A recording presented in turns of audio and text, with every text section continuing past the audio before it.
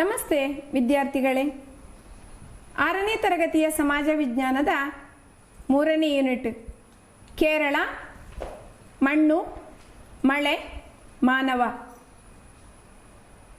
ಕಳೆದ ಯೂನಿಟಿನಲ್ಲಿ ನಾವು ಮಧ್ಯಕಾಲೀನ ಭಾರತ, ಅದರಲ್ಲಿ ಅಧಿಕಾರ ಕೇಂದ್ರಗಳು, ಆ ಕಾಲಘಟ್ಟದಲ್ಲಿ ಭಾರತದ ಸಮಾಜ ಹೇಗಿತ್ತು, ಪ್ರಾಕೃತಿಕ ಸಂಪತ್ತು ಹೇಗಿತ್ತು, ನಮ್ಮ ನಗರಗಳು ಹೇಗಿದ್ದವು, ಕಾರ್ಖಾನೆಗಳು,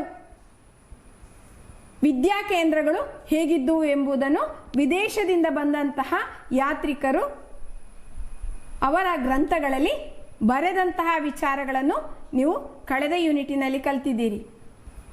ಪ್ರಿಯ ವಿದ್ಯಾರ್ಥಿಗಳೇ, ಈ ಯೂನಿಟಿನಲ್ಲಿ ವ್ಯತ್ಯಸ್ತವಾದಂತಹ ವಿಚಾರಗಳನ್ನು ಕಲೀಲಿಕ್ಕಿದ್ದೀರಿ.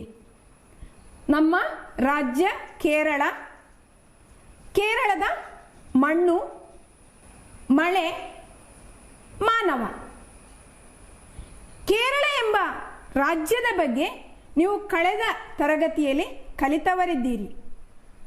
ಪ್ರಾಕೃತಿಕ ಸಂಪನ್ಮೂಲಗಳು ಹೇಗಿತ್ತು ಎಂಬುದನ್ನು ತಿಳಿದವರಿದ್ದೀರಿ. ಈ ಯೂನಿಟಿನಲ್ಲಿ ಕೇರಳದ ಮಣ್ಣು, ಅದನ್ನು ಯಾವ ರೀತಿ ಕೇರಳದ ಜನರು ಉಪಯೋಗ ಮಾಡಿಕೊಂಡಿದ್ದಾರೆ, ಮಳೆ ಯಾವ ರೀತಿ ಇದೆ, ಆ ಮೂಲಕ ಹೇಗೆ ನಾವು ಆಹಾರದಲ್ಲಿ ಸ್ವಾವಲಂಬಿಗಳಾಗಿದ್ದೇವೆ ಎಂಬ ಎಲ್ಲ ವಿಚಾರಗಳನ್ನು ಕಲೀಲಿಕ್ಕಿದ್ದೇವೆ. ನಾವು ಆಹಾರದಲ್ಲಿ ಎಷ್ಟು ಸ್ವಾವಲಂಬಿಗಳಾಗಿದ್ದೇವೆ ಎಂಬುದನ್ನು ಈಗ ಒಂದು ಸಣ್ಣ ವಿಡಿಯೋದ ಮೂಲಕ ನೋಡೋಣ. ಅಮ್ಮ, ಇವತ್ತು ಓಣಂ ಹಬ್ಬ, ಜೊತೆಯಾಗಿ ಕುಳಿತು ಊಟ ಮಾಡೋಣವೇ ಎಂದು ಅನಿಲ್ ತಂದೆಯ ಜೊತೆ ಊಟಕ್ಕೆ ಕುಳಿತ. ಅಮ್ಮನೋ ಬಾಳೆ ಎಲೆ ಇಟ್ಟು ಅದರಲ್ಲಿ ವಿವಿಧ ರೀತಿಯ ಖಾದ್ಯಗಳನ್ನು ಬಡಿಸಿಟ್ಟಿದ್ದಳು. ಅನಿಲ್ ತಂದೆಯಲ್ಲಿ ಒಂದೊಂದೇ ಪ್ರಶ್ನೆಗಳನ್ನು ಕೇಳಲು ತೊಡಗಿದ. ಅಪ್ಪ ಎಲೆಯಲ್ಲಿರುವ ಒಂದೊಂದೇ ವಿಭವಗಳನ್ನು ಹೇಳಲು ಪ್ರಾರಂಭಿಸಿದ. ಪಲ್ಯ, ಚಟ್ನಿ, ಸಾರು, ಸಾಂಬಾರು, ಬಾಳೆಹಣ್ಣು, ಉಪ್ಪಿನಕಾಯಿ, ಕೋಸಂಬರಿ, ತಂಬಳಿ, ಪಚ್ಚಡಿ, ಮಜ್ಜಿಗೆ ಹುಳಿ, ಅವಿಲು ಇತ್ಯಾದಿ. ಅಷ್ಟು ಹೇಳುವಾಗಲೇ ಅನಿಲ್ ಬೆರಗಾದ. ಅಪ್ಪ, ಇದೆಲ್ಲ ತರಕಾರಿ ಎಲ್ಲಿ ಸಿಗುತ್ತದೆ? ಆಗ ಅಪ್ಪ, ಈಗ ಊಟ ಮಾಡು, ಮತ್ತೆ ಹೇಳುತ್ತೇನೆ ಎಂದು. ಇಬ್ಬರು ಊಟ ಮಾಡಿದರು. ಪುನಃ ತಂದೆಯಲ್ಲಿ ಕೇಳಿದ, ಇದೆಲ್ಲ ತರಕಾರಿ ಎಲ್ಲಿಂದ ಸಿಗುತ್ತದೆ ಅಪ್ಪ? ಅದಕ್ಕೆ ಅಪ್ಪ ಹೇಳಿದರು, ಅಂಗಿ ಹಾಕು, ನಾವು ಹೊರಗೆ ಹೋಗಿ ಬರುವ. ಆದರೆ ಅನಿಲಿಗೆ ಒಂದೇ ಚಿಂತೆ. ಅಪ್ಪ ಯಾಕೆ ನನ್ನ ಪ್ರಶ್ನೆಗೆ ಉತ್ತರ ಕೊಡುವುದಿಲ್ಲ? ಏನೇ ಇರಲಿ, ಅಪ್ಪ ಉತ್ತರ ಹೇಳಿಯೇ ಹೇಳುತ್ತಾರೆ ಎಂದು ಅಪ್ಪನ ಹಿಂದೆಯೇ ನಡೆದೆ. ಅವರು ನಡೆದು ಮಾರುಕಟ್ಟೆಗೆ ತಲುಪಿದರು. ಅಲ್ಲಿದ್ದ ವಿವಿಧ ತರಕಾರಿಗಳ ಲಾರಿಯನ್ನು ಕಂಡು ತೋರಿಸಿದರು. ಅನಿಲ್, ನಿನ್ನ ಪ್ರಶ್ನೆಗೆ ಉತ್ತರ ಸಿಕ್ಕಿತೇ? ಆಗ ತಿಳಿಯಿತು, ತರಕಾರಿಗಳು ಲಾರಿಯಲ್ಲಿ ಬರುತ್ತಿದ್ದವು. ಅನಿಲಿನ ಯೋಚನೆ ಅಲ್ಲೇ ನಿಲ್ಲದೆ ಮತ್ತೆ ಕೇಳುತ್ತಾನೆ, ಅಪ್ಪ, ಈ ತರಕಾರಿಗಳು ಎಲ್ಲಿಂದ ತರುತ್ತಾರೆ? ಮೈಸೂರು, ಊಟಿ, ಮೆಟ್ಟುಪಾಳ್ಯಂ ಮುಂತಾದ ಕಡೆ. ಅಂದ್ರೆ ಅಪ್ಪ? ಅಂದ್ರೆ ಕರ್ನಾಟಕ, ತಮಿಳುನಾಡು, ಆಂಧ್ರ ಪ್ರದೇಶ, ಒರಿಸ್ಸಾ ಮುಂತಾದ ಕಡೆಗಳಿಂದ. ಅಲ್ಲದೆ ಇಲ್ಲಿ ಕಾಣುವ ಹೂಗಳು, ಚೆಂಡು ಹೂ ಇತ್ಯಾದಿ ಇದು ಕೂಡ ಹೊರ ರಾಜ್ಯದಿಂದ ತರುವುದೇ ಎಂದಾಗ ಹೌದು ಎಂದರು ಅಪ್ಪ. ಅಲ್ಲ ಅಪ್ಪ, ನಮಗೆ ಬೇಕಾದ ತರಕಾರಿ ಹೂಗಳನ್ನು ಬೇರೆ ರಾಜ್ಯದಿಂದ ತರುವುದು ಯಾಕೆ? ನಮಗೆ ಇದನ್ನೆಲ್ಲ ಬೆಳೆಸಲಾಗುವುದಿಲ್ಲವೇ? ನಮ್ಮ ಅಧ್ಯಾಪಕರು ಹೇಳಿದ್ದಾರೆ, ಕೇರಳದಲ್ಲಿ ಕೃಷಿ ಮಾಡಲು ಯೋಗ್ಯವಾದ ಮಣ್ಣು ಇದೆ, ಹವಾಗುಣ ಇದೆ, ನೀರಿನ ಲಭ್ಯತೆ ಇದೆ.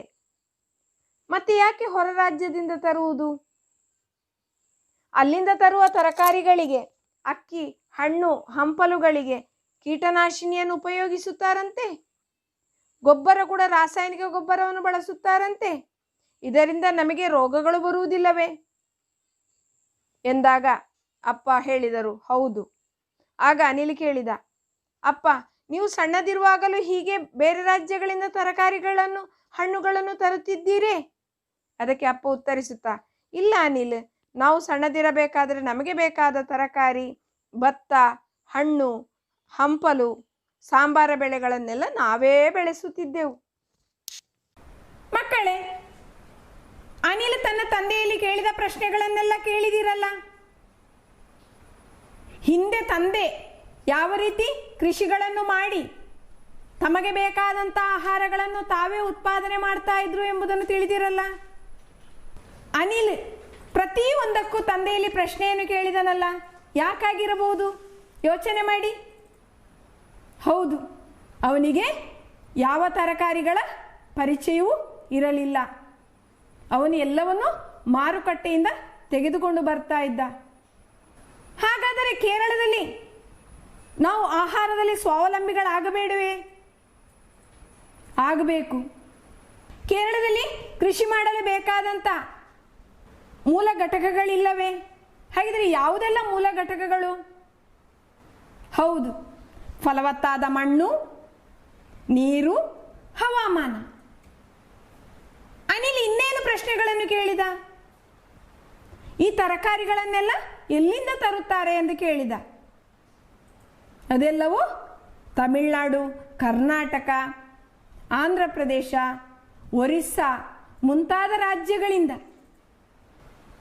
ಹಾಗಾದರೆ ಮಕ್ಕಳೇ, ನಮ್ಮ ರಾಜ್ಯವಾದಂತಹ ಕೇರಳದಲ್ಲಿ ಕೃಷಿ ಮಾಡಲು ಬೇಕಾದಂತಹ ಘಟಕಗಳಿವೆ. ನಾವು ಬೇರೆ ರಾಜ್ಯದಿಂದ ತರಕಾರಿಗಳನ್ನು ಅಥವಾ ಹಣ್ಣು ಹಂಪಲುಗಳನ್ನು, ಹೂವುಗಳನ್ನು ತರ್ತೇವೆ. ಹಾಗಾದರೆ ನಮ್ಮ ನೆರೆಯ ರಾಜ್ಯವಾದಂತಹ ತಮಿಳುನಾಡಿನಲ್ಲೂ ನಮಗೂ ಇರುವಂತಹ ಪ್ರಾಕೃತಿಕ ಮೂಲ ಘಟಕಗಳು ಯಾವುದೆಲ್ಲ ಎಂಬುದನ್ನು ನೋಡೋಣ. ಈಗಾಗಲೇ ಹೇಳಿದಂತೆ ಕೃಷಿ ಮಾಡಲು ಬೇಕಾದಂತಹ ಮೂಲ ಘಟಕಗಳು ಯಾವುದೆಲ್ಲ? ಫಲವತ್ತಾದ ಮಣ್ಣು, ನೀರು, ಹವಾಮಾನ. ನಮ್ಮ ಕೇರಳ ಮತ್ತು ತಮಿಳುನಾಡಿನಲ್ಲಿರುವಂತಹ ನೀರಿನ ಲಭ್ಯತೆಯನ್ನು ನೋಡೋಣ. ನಮಗೆ ಧಾರಾಳವಾಗಿ ಮಳೆ ಬರ್ತದೆ. ಸುಮಾರು 300 ಸೆಂಟಿಮೀಟರ್ನಷ್ಟು ವರ್ಷಕ್ಕೆ ಮಳೆ ಲಭಿಸ್ತದೆ. ತಮಿಳುನಾಡಿಗೋ 95.9 ಸೆಂಟಿಮೀಟರ್ ಮಳೆ ಲಭಿಸ್ತದೆ. ನೀರಿನ ಬೇರೆ ಯಾವ ಮೂಲಗಳಿವೆ? ನಮಗೆ 44 ನದಿಗಳಿವೆ. ತಮಿಳುನಾಡಿಗೋ ಕೇವಲ 14 ನದಿಗಳಿವೆ. ಕೇರಳದಲ್ಲಿ ಕೃಷಿ ಮಾಡಲು ನೀರಾವರಿಯ ಅವಶ್ಯಕತೆಯೇ ಇಲ್ಲ. ಹಾಗೆಂದು ತಮಿಳುನಾಡಲ್ಲಿ ನೀರಾವರಿಯ ಅವಶ್ಯಕತೆ ಇದೆ. ನಮ್ಮಲ್ಲಿ 44 ನದಿಗಳಿವೆ, ಧಾರಾಳವಾಗಿ ಮಳೆ ಬೀಳುತ್ತದೆ. ಅದರ ಜೊತೆಗೆ ನಮಗೆ ನೀರಾವರಿಯ ಅವಶ್ಯಕತೆ ಇರುವುದಿಲ್ಲ. ಇದು ನೀರಿನ ಲಭ್ಯತೆ. ಹಾಗಾದರೆ ಮಣ್ಣಿನ ಫಲವತ್ತತೆ ಹೇಗಿದ್ದಿರಬಹುದು? ಕೇರಳದಲ್ಲಿ ಮೆಕ್ಕಲು ಮಣ್ಣು, ಲ್ಯಾಟ್ರೈಟ್, ವನ ಪ್ರದೇಶದ ಮಣ್ಣು, ಕೆಂಪು ಮಣ್ಣು. ಅದೇ ರೀತಿ ತಮಿಳುನಾಡಲ್ಲಿ ಕೆಂಪು ಮಣ್ಣು, ಕಪ್ಪು ಮಣ್ಣು, ಲ್ಯಾಟ್ರೈಟ್, ಕರಾವಳಿ ಮಣ್ಣು. ಯೋಚನೆ ಮಾಡಿ ಮಕ್ಕಳೇ, ತಮಿಳುನಾಡಿಗೂ ಕೇರಳಕ್ಕೂ ಇರುವಂತಹ ವ್ಯತ್ಯಾಸವೇನು? ಕೃಷಿ ಮಾಡಲಿಕ್ಕೆ ಸಾಮಾನ್ಯವಾಗಿ ತಮಿಳುನಾಡಿನಲ್ಲೂ ಕೇರಳದಲ್ಲೂ ಮಣ್ಣಿನ ಫಲವತ್ತತೆ ಸಾಧಾರಣವಾಗಿ ಗಮನಿಸಿದಾಗ ಒಂದೇ ರೀತಿ ಇದೆ. ಅದರಲ್ಲೂ ಕೇರಳದಲ್ಲಿ ಮೆಕ್ಕಲು ಮಣ್ಣಿದೆ. ಇದು ಕೃಷಿ ಯೋಗ್ಯವಾಗಿರುವಂಥದ್ದು. ಕೃಷಿಗೆ ಪೂರಕವಾದಂತಹ ಮಣ್ಣು ಮೆಕ್ಕಲು ಮಣ್ಣು. ಇನ್ನು ನೀರಿನ ಲಭ್ಯತೆಯೋ? ಅತಿ ಹೆಚ್ಚು ನೀರಿನ ಲಭ್ಯತೆ ಇರುವುದು ಯಾರಿಗೆ? ಕೇರಳದವರಿಗೆ. ಹಾಗಾದರೆ ಕೃಷಿ ಮಾಡಲು ಬೇಕಾದಂತಹ ಮೂಲ ಘಟಕಗಳು ಎಲ್ಲವೂ ಕೇರಳದಲ್ಲಿದೆ. ಆದರೆ ನಾವು ಇಂದಿನ ದಿವಸದಲ್ಲಿ ನಮಗೆ ಬೇಕಾದಂತಹ ಆಹಾರ, ತರಕಾರಿಗಳು, ಹಣ್ಣು, ಹೂ ಇವುಗಳಿಗೆಲ್ಲ ನಾವು ಯಾವ ರಾಜ್ಯವನ್ನು ಅವಲಂಬಿಸಿದ್ದೇವೆ? ಇತರ ರಾಜ್ಯಗಳನ್ನು ಅವಲಂಬಿಸಿದ್ದೇವೆ. ತಮಿಳುನಾಡನ್ನು ಅವಲಂಬಿಸಿದ್ದೇವೆ. ಹಾಗಾದರೆ ಅನಿಲ್ ಕೇಳಿದ ಒಂದು ಪ್ರಶ್ನೆ ನೆನಪು ಮಾಡಿ. ಅಪ್ಪ, ನೀವು ಸಣ್ಣದಿರುವಾಗ ಕೂಡ ಈ ರೀತಿ ಬೇರೆ ರಾಜ್ಯಗಳಿಂದ ಆಹಾರ ಪದಾರ್ಥಗಳನ್ನು ತಗೊಂಡು ಬರ್ತಾ ಇದ್ರಾ ಎಂಬ ಪ್ರಶ್ನೆಗಳನ್ನು ಕೇಳಿದನಲ್ಲವೇ? ಅದಕ್ಕೆ ಅವರು ಉತ್ತರ ಏನು ಹೇಳಿದರು? ಇಲ್ಲ ಮಗನೇ, ನಾವು ಸಣ್ಣದಿರುವಾಗ ನಮಗೆ ಬೇಕಾದಂತಹ ಎಲ್ಲ ಆಹಾರ ಪದಾರ್ಥಗಳನ್ನು ನಾವೇ ಉತ್ಪಾದಿಸ್ತಾ ಇದ್ದೆವು. ಇದು ಹೌದು ಕೂಡ. ಕೇರಳದಲ್ಲಿ ಒಂದು ಕಾಲದಲ್ಲಿ ಎಲ್ಲ ಆಹಾರ ಪದಾರ್ಥಗಳಲ್ಲಿ ಅವರೇ ಉತ್ಪಾದಿಸ್ತಾ ಇದ್ರು. ತಮಗೆ ಬೇಕಾದಂತಹ ಆಹಾರ ವಸ್ತುಗಳನ್ನು ಅವರೇ ಕೃಷಿ ಮಾಡ್ತಾ ಇದ್ರು. ಅದು ಹಣ್ಣು ಹಂಪಲುಗಳಾಗಿರ್ಬೋದು, ಹೂವು ಆಗಿರ್ಬೋದು. ಆಹಾರದಲ್ಲಿ ಸ್ವಾವಲಂಬಿಗಳಾಗಿದ್ರು. ಹಾಗಿದ್ರೆ ನಾವು ಹೇಗೆ ಇತರ ರಾಜ್ಯಗಳನ್ನು ಅವಲಂಬಿಸಬೇಕಾದಂತಹ ಪರಿಸ್ಥಿತಿ ಬಂದದ್ದು? ನಮ್ಮ ರಾಜ್ಯದಲ್ಲಿ ಮಣ್ಣಿನ ಫಲವತ್ತತೆ ಇದೆ, ನೀರಿನ ಸೌಲಭ್ಯತೆ ಇದೆ, ಅದೇ ರೀತಿ ಕೃಷಿಗೆ ಯೋಗ್ಯವಾದಂಥ ಹವಾಮಾನ ಇದೆ. ಇಷ್ಟಿದ್ರೂ ಕೂಡ ನಾವು ಇತರ ರಾಜ್ಯಗಳನ್ನು ಅವಲಂಬಿಸಬೇಕಾಗಿ ಬಂತಲ್ವಾ? ಯಾಕಿರ್ಬೋದು ಎಂಬ ಪ್ರಶ್ನೆ ಅನಿನಲ್ಲಿ ಮೂಡಿತು. ಹಾಗಾಗಿ ನಾವು ಈ ಪಾಠದಲ್ಲಿ ವಿಸ್ತಾರವಾಗಿ ನಮ್ಮ ಮಣ್ಣಿನ ಬಗ್ಗೆ, ನಮ್ಮ ಹವಾಮಾನದ ಬಗ್ಗೆ, ಮಳೆಯ ಬಗ್ಗೆ ಕೂಲಂಕುಷವಾಗಿ ಅಭ್ಯಾಸ ಮಾಡೋಣ. ಕೇರಳದ ಭೂಪ್ರಕೃತಿಯನ್ನು 3 ವಿಭಾಗಗಳಾಗಿ ವಿಂಗಡಿಸಿದ್ದಾರೆ. ಯಾವುದೆಲ್ಲ ಅಂತ ಹೇಳ್ಬೋದಾ? ಕಳೆದ ತರಗತಿಯಲ್ಲಿ ನೀವು ಕಲ್ತಿದ್ದೀರಿ. ಇದರ ಬಗ್ಗೆ ಹೆಚ್ಚಿನ ಮಾಹಿತಿಯನ್ನು ತಿಳಿದವರಿದ್ದೀರಿ. ಯಾವುದೆಲ್ಲ ಭೂಪ್ರಕೃತಿಗಳು? ಮಲೆನಾಡು, ನಡುನಾಡು, ಕರಾವಳಿ. ಏನು ಮಕ್ಕಳೇ ಮಲೆನಾಡು, ನಡುನಾಡು, ಕರಾವಳಿ ಅಂದರೆ? ಸಮುದ್ರದ ಮಟ್ಟದ ಆಧಾರದಲ್ಲಿ ಇದನ್ನು ವಿಭಾಗಿಸಲಾಗಿದೆ. ಮ್ಯಾಪ್ ಅನ್ನು ಗಮನಿಸಿದಾಗ ನಿಮಗೆ ತಿಳಿಯುತ್ತದೆ. ಇದರಲ್ಲಿ ಅತಿ ಹೆಚ್ಚಿನ ಭಾಗ ನೀವು ಏನನ್ನು ಕಾಣ್ತಾ ಇದ್ದೀರಿ? ನಡುನಾಡನ್ನ, ಕರಾವಳಿಯನ್ನ, ಅಲ್ಲ ಮಲೆನಾಡನ್ನ? ಹಾ, ಯಾವುದು? ಹೆಚ್ಚಿನ ಭಾಗವು ಮಲೆನಾಡಾಗಿದೆ. ಯಾವ ರೀತಿ ಇದನ್ನು ವಿಂಗಡಿಸಲಾಗಿದೆ? ಸಮುದ್ರ ಮಟ್ಟಕ್ಕಿಂತ 7.5 ಮೀಟರ್ ಎತ್ತರಕ್ಕಿರುವಂತಹ ಪ್ರದೇಶವನ್ನು ಕರಾವಳಿ, ಸಮುದ್ರಕ್ಕಿಂತ 7.5 ಮೀಟರ್ ಮತ್ತು 75 ಮೀಟರ್ ಎತ್ತರವಾಗಿರುವಂತಹ ಪ್ರದೇಶವನ್ನು ನಡುನಾಡು, 75 ಮೀಟರ್ಗಿಂತಲೂ ಎತ್ತರವಾಗಿರುವಂತಹ ಪ್ರದೇಶವನ್ನು ಮಲೆನಾಡು ಎಂದು ವಿಂಗಡಿಸಲಾಗಿದೆ. ಮಲೆನಾಡಿನಲ್ಲಿರುವಂತಹ ವಿಶೇಷಗಳೇನು ಎಂಬುದನ್ನು ನೀವು ಕಳೆದ ತರಗತಿಯಲ್ಲಿ ನೋಡಿದ್ದೀರಿ.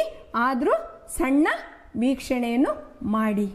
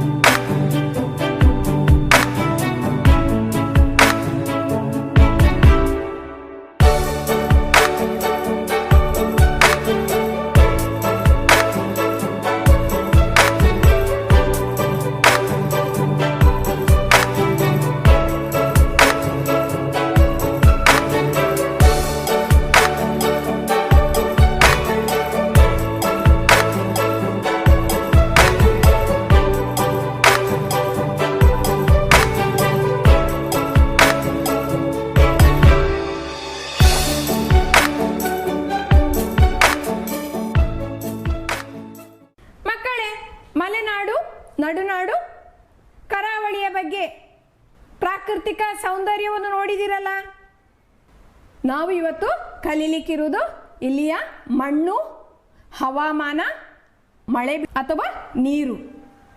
ಇದನ್ನು ಈ ಪಾಠ ಭಾಗದಲ್ಲಿ ನಾವು ಕಲೀಲಿಕ್ಕಿದ್ದೇವೆ. ಮೊದಲಾಗಿ ಮಲೆನಾಡನ್ನು ನೋಡೋಣ. ಏನು ಮಕ್ಕಳೇ, ಮಲೆನಾಡು ಅಂದ್ರೆ ಏನು? ಈಗಾಗಲೇ ನಾನು ಹೇಳಿದೆ. ಏನು? ಸಮುದ್ರ ಮಟ್ಟಕ್ಕಿಂತ 75 ಮೀಟರ್ ಎತ್ತರಕ್ಕಿರುವಂತಹ ಪ್ರದೇಶ. ನಮ್ಮ ಭೂಪ್ರಕೃತಿಯಲ್ಲಿ ಅತಿ ಹೆಚ್ಚು ಭಾಗ ನಮಗೆ ಕಾಣುವಂಥದ್ದು ಮಲೆನಾಡು ಭಾಗ.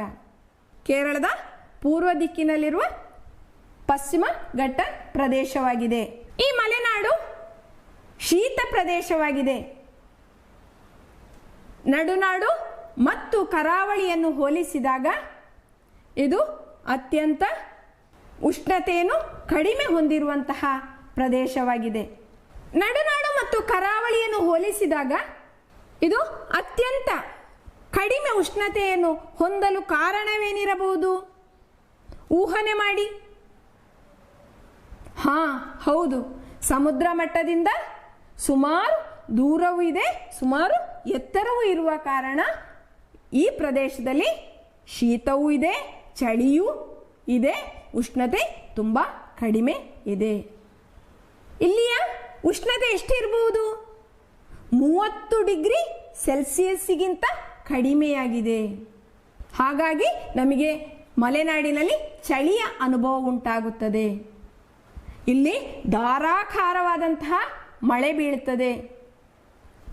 ಹಾಗಾಗಿ ಮಲೆನಾಡಿನಲ್ಲಿ ಇತರ ಕರಾವಳಿ ಮತ್ತು ನಡುನಾಡನ್ನು ಹೋಲಿಸಿದಾಗ ಇಲ್ಲಿ ಮಳೆ, ಚಳಿ, ಮಂಜು ಅಧಿಕವಾಗಿರ್ತದೆ. ಹಾಗಾಗಿ ಮಕ್ಕಳೇ, ನಿಮಗೊಂದು ಹೋಮ್ವರ್ಕ್. ಮಲೆನಾಡಿನಲ್ಲಿ ಚಳಿ, ಮಳೆ, ಮಂಜು ಅಧಿಕವಾಗಿರಲು ಕಾರಣವೇನು? ಕಾರಣವನ್ನು ಕೊಟ್ಟು ಅದನ್ನು ಬರೆದು ನಿಮ್ಮ ಅಧ್ಯಾಪಕರಿಗೆ ಕಳುಹಿಸಿಕೊಡಿ. ಮಲೆನಾಡಿನ ವಾತಾವರಣವನ್ನು ತಿಳಿದೆವು. ಹೇಗಿತ್ತು ಮಲೆನಾಡಿನ ವಾತಾವರಣ? ಅತ್ಯಂತ ಶೀತಯುತವಾದಂತಹ ಪ್ರದೇಶ, 30 ಡಿಗ್ರಿ ಸೆಲ್ಸಿಯಸ್ಗಿಂತಲೂ ಉಷ್ಣತೆ ಕಡಿಮೆ ಇರುವಂತಹ ಪ್ರದೇಶ, ಅತಿ ಹೆಚ್ಚು ಮಳೆ ಬೀಳುವಂತಹ ಪ್ರದೇಶ, ಚಳಿ ಮತ್ತು ಮಂಜುಗಡ್ಡೆಗಳು ಬೀಳುವಂತಹ ಪ್ರದೇಶ. ಇದು ಹವಾಮಾನ. ಹಾಗಿದ್ರೆ ಈ ಮಲೆನಾಡಿನಲ್ಲಿರುವಂತಹ ಮಣ್ಣು ಹೇಗಿದ್ದಿರಬಹುದು? ಯಾವ ರೀತಿಯೆಲ್ಲ ಮಣ್ಣುಗಳಿದ್ದಿರಬಹುದು? ಯೋಚನೆ ಮಾಡಿ. ಹೌದು, ಯಾವ ರೀತಿಯ ಮಣ್ಣುಗಳೆಲ್ಲ ಇವೆ? ಕೆಂಪು ಮಣ್ಣು, ಲ್ಯಾಟ್ರೈಟ್, ಕಪ್ಪು ಮಣ್ಣು, ಮೆಕ್ಕಲು ಮಣ್ಣು. ಇವುಗಳ ಬಗ್ಗೆ ಸಣ್ಣ ಪರಿಚಯ ಮಾಡಿಕೊಳ್ಳೋಣ. ಕೇರಳದ ಮಣ್ಣಿನ ವಿಧಗಳು: ಮೆಕ್ಕಲು ಮಣ್ಣು, ಕಪ್ಪು ಮಣ್ಣು, ಕೆಂಪು ಮಣ್ಣು, ಲ್ಯಾಟ್ರೈಟ್ ಮಣ್ಣು. ಮೆಕ್ಕಲು ಮಣ್ಣು ನದಿಗಳು, ಪರ್ವತ ಪ್ರದೇಶಗಳಿಂದ ಹೊತ್ತು ತಂದು ಸಂಚಯಿಸಿರುವ ಮಣ್ಣಿಗೆ ಮೆಕ್ಕಲು ಮಣ್ಣು ಎನ್ನುವರು. ಇದು ಗೋಧಿ, ಭತ್ತ, ಕಬ್ಬು, ಹತ್ತಿ ಮತ್ತು ಸೆಣಬು ಬೆಳೆಯಲು ಉಪಯುಕ್ತವಾಗಿದೆ. ಇದು ಹೆಚ್ಚಾಗಿ ತಿರುವನಂತಪುರದಲ್ಲಿ ನಾವು ಕಾಣುತ್ತೇವೆ. ಕಪ್ಪು ಮಣ್ಣು. ಕಪ್ಪು ಮಣ್ಣನ್ನು ರೇಗಾರ್ ಮಣ್ಣು ಎಂತಲೂ ಕರೆಯುತ್ತಾರೆ. ಈ ಮಣ್ಣು ಹತ್ತಿ ಬೆಳೆಗೆ ಸೂಕ್ತವಾಗಿದೆ. ಅಗ್ನಿಶಿಲೆಗಳ ಶಿಥಿಲೀಕರಣದಿಂದ ಉತ್ಪತ್ತಿಯಾಗಿದೆ. ಕಪ್ಪು ಮಣ್ಣಿನ ಪ್ರದೇಶವನ್ನು ಡೆಕ್ಕನ್ ಡ್ರಾಪ್ ಎಂದು ಕರೆಯುತ್ತಾರೆ. ಈ ಮಣ್ಣು ಫಲವತ್ತಾಗಿದ್ದು ತೇವಾಂಶಗಳನ್ನು ಹಿಡಿದಿಟ್ಟುಕೊಳ್ಳುತ್ತದೆ. ಇದು ಒಣ ಬೇಸಾಯಕ್ಕೆ ಉತ್ತಮವಾಗಿದ್ದು, ಕಪ್ಪು ಮಣ್ಣು ಕೇರಳದಲ್ಲಿ ಕಂಡುಬರುವುದು ಪಾಲಕ್ಕಾಡಿನಲ್ಲಾಗಿದೆ. ಹತ್ತಿ, ಜೋಳ, ಗೋಧಿ, ಈರುಳ್ಳಿ, ಮೆಣಸಿನಕಾಯಿ, ಹೊಗೆಸೊಪ್ಪು, ರಬ್ಬರ್, ತೆಂಗು, ಭತ್ತ ಇತ್ಯಾದಿ ಬೆಳೆಗಳನ್ನು ಬೆಳೆಯಲು ಉಪಯುಕ್ತವಾಗಿದೆ. ಕೆಂಪು ಮಣ್ಣು. ಕೆಂಪು ಮಣ್ಣು ಪರ್ಯಾಯ ಪ್ರಸ್ಥಭೂಮಿಯಲ್ಲಿ ಹೆಚ್ಚು ವಿಸ್ತಾರವಾಗಿ ಹರಡಿರುವ ಮಣ್ಣಿನ ಪ್ರಕಾರವಾಗಿದೆ. ಇದು ದಕ್ಷಿಣದಲ್ಲಿ ಕನ್ಯಾಕುಮಾರಿಯಿಂದ ಉತ್ತರದಲ್ಲಿ ಮಧ್ಯಪ್ರದೇಶದವರೆಗೆ ಹಬ್ಬಿದೆ. ಹತ್ತಿ, ಗೋಧಿ, ಅಕ್ಕಿ, ಕಬ್ಬು, ಹೊಗೆಸೊಪ್ಪು, ಎಣ್ಣೆಕಾಳು ಬೆಳೆಗಳನ್ನು ಬೆಳೆಯಲು ಸೂಕ್ತವಾದಂತಹ ಮಣ್ಣಾಗಿದೆ. ಲ್ಯಾಟ್ರೈಟ್.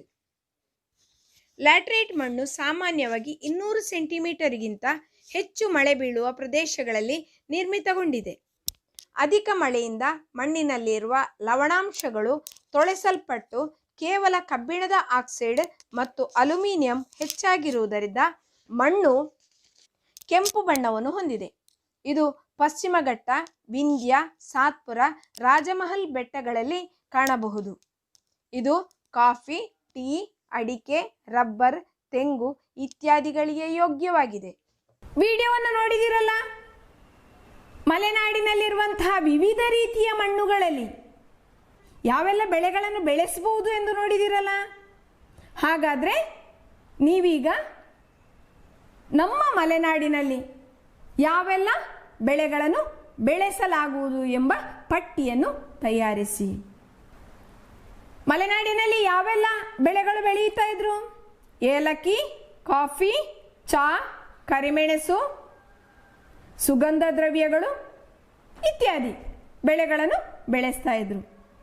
ಸುಗಂಧ ದ್ರವ್ಯಗಳಿಗೆ ದೇಶ ವಿದೇಶಗಳಿಂದಲೇ ಅದನ್ನು ಹುಡುಕಿಕೊಂಡು ನಮ್ಮಲ್ಲಿಗೆ ಬರ್ತಾ ಇದ್ರು ಅಂತೇಳಿ ಹಿಂದಿನ ತರಗತಿಯಲ್ಲಿ ನೀವು ಕಲ್ತಿದ್ದೀರಲ್ಲ. ಇಂತಹ ಹವಾಮಾನ, ಕೃಷಿಗೆ ಯೋಗ್ಯವಾದಂತಹ ಮಣ್ಣು ಯಾವೆಲ್ಲ ಮಣ್ಣುಗಳಿವೆ? ಕಪ್ಪು ಮಣ್ಣು, ಕೆಂಪು ಮಣ್ಣು, ಲ್ಯಾಟ್ರೈಟ್ ಮಣ್ಣು, ಮೆಕ್ಕಲು ಮಣ್ಣು. ಕೃಷಿಗೆ ಯೋಗ್ಯವಾದಂತಹ ಮಣ್ಣುಗಳು ಇರುವಂತಹ ಈ ಮಲೆನಾಡಿನ ಹವಾಮಾನದಲ್ಲಿ ಬದಲಾವಣೆ ಉಂಟಾಗುತ್ತದೆ, ಭೂಮಿಯಲ್ಲಿ ಬದಲಾವಣೆ ಉಂಟಾಗ್ತದೆ. ಹವಾಮಾನದಲ್ಲಿ ಬದಲಾವಣೆ ಅಂದರೆ ಏನು?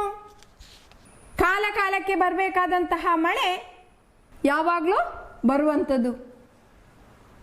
ಉದಾಹರಣೆಗೆ ಜೂನ್ 1ಕ್ಕೆ ಮಳೆ ಬರಬೇಕಾದ್ದು, ಅಂತಹ ಸಮಯದಲ್ಲಿ ಮಾರ್ಚ್ ಏಪ್ರಿಲಿನಂತ ಸುಡು ಬಿಸಿಲ ಅನುಭವ ಆಗ್ತದೆ. ಅದೇ ರೀತಿ ಬೇಸಿಗೆ ಕಾಲದಲ್ಲಿ ಅತಿಯಾದ ಉಷ್ಣತೆ. ಇದು ಹವಾಮಾನದಲ್ಲಾಗುವಂತಹ ವ್ಯತ್ಯಾಸ. ಇದು ಕೃಷಿಯ ಮೇಲೆ ಪರಿಣಾಮ ಬೀರುವುದಿಲ್ಲವೇ? ಕೃಷಿಯ ಮೇಲೆ ಈ ರೀತಿ ಹವಾಮಾನ ಬದಲಾವಣೆಯಿಂದಾಗಿ ಅತಿ ಹೆಚ್ಚು ಪರಿಣಾಮವನ್ನು ಬೀರ್ತದೆ. ಏನೆಲ್ಲ ಪರಿಣಾಮಗಳನ್ನು ಬೀರಬಹುದು ಎಂಬುದನ್ನು ಊಹನೆ ಮಾಡಿ ಸಣ್ಣ ಟಿಪ್ಪಣಿಯನ್ನು ತಯಾರಿಸಿ.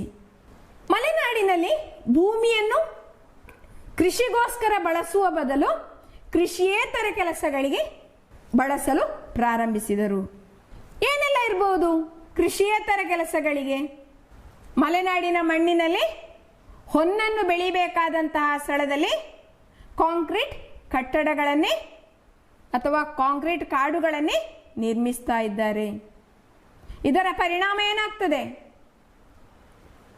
ಕೃಷಿ ಬೆಳೆಯ ಕೃಷಿ ಉತ್ಪನ್ನಗಳು ಕಡಿಮೆ ಆಗ್ತದೆ. ವಾಣಿಜ್ಯಕ್ಕೋಸ್ಕರ ಕಾರ್ಖಾನೆಗಳನ್ನು ನಿರ್ಮಿಸ್ತಾ ಇದ್ರು. ಇದು ಕೂಡ ಕೃಷಿ ಭೂಮಿಯ ಬಳಕೆ ಮಾಡುವುದನ್ನು ಕಡಿಮೆಗೊಳಿಸ್ತದೆ. ಇದೆಲ್ಲದರ ಪರಿಣಾಮ ಏನಾಗ್ತದೆ?